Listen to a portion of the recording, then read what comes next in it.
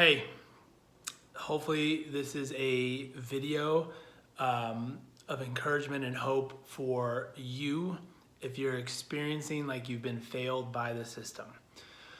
Failed by the system as far as medical care and healthcare. We had a patient here who's had chronic back pain for 12 years now, has seen over 10 providers over the last couple of years, of which some providers doing interventions such as 7 steroid injections over the year and a half. 7.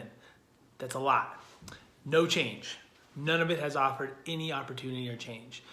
So much now to the point where the fear avoidance towards anything that is not considered perfect movement is robbing this individual from doing next to nearly nothing. Walking, which is great. Walking is just about the only thing that she does. She enjoys Pilates. She loves Pilates, and she was working with a one-on-one Pilates instructor, but has been limited by what she's been instructed and told that she can only do certain things under supervision because she doesn't know how to do them yet. So now she doesn't even want to do it at home, especially during COVID. She has her own reformer, but she doesn't feel comfortable about doing things that she loves on her own because of the fear that she will make things wrong or worse if she does something wrong. And we spent an extra hour today just reviewing what hurt and harm actually is and what the process of our low back program can do for her and for any of you that feel like you're in this same category by simply going through a proper assessment. The moment she told me what she was diagnosed with and basically how it happened, it didn't add up. It didn't make sense. And obviously it didn't because everything they did for the protocols or interventions for that diagnosis was wrong. She didn't see any improvement. Immediately, we found the triggers, talked about modifications and movement awareness around those triggers, talked about the fear avoidance around movements that are potentially making things worse just because we're so clenched and fearful of those. And more importantly, we found some things that actually worked well. We just worked on hinging patterns and squatting patterns. She deadlifted today for 3 sets of 10, 35-pound kettlebells. She has not deadlifted anything in the last 12 years. We got into it in a very deep discussion, indicating to her that I'm not gonna, baby's not the word.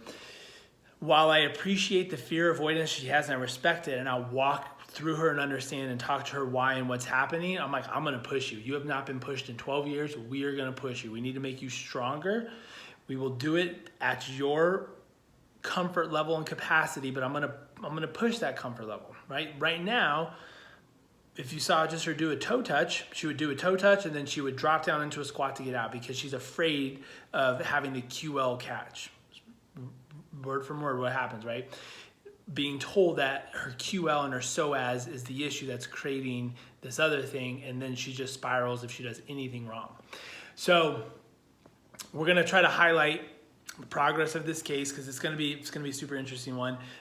We want to share the journey because so many of you are dealing with something similar, whether it's, maybe it's not the exact pain experience and maybe it hasn't been going on as long as this individual, but what you're experiencing is real and the fear avoidance that you have is real.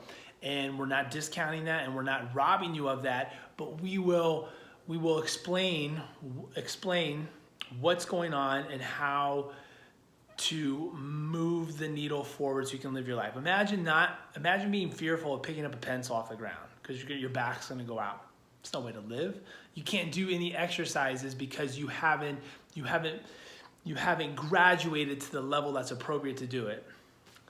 They're robbing her of her life, and we're trying to restore that. We're gonna do everything that we can for that. And if you have questions, if this is you, if you feel the same way, if you're getting a little emotional with the understanding that this is something that you've been dealing with, I don't know, shoot us a DM. You can text me 303-520-8974. If you know someone who's doing the same thing or going down the same road, have them reach out. I mean, not having done anything really in 12 years and deadlifting 35 pounds was a lot for her, right? But deadlifting 3 sets of 10 at 35 pounds and the smile that we had on this individual's face after the fact. When it first happened, it was more kind of like this, oh shit, I can't believe I'm doing it. But I mean, that's huge. That's huge. So you guys can get that too.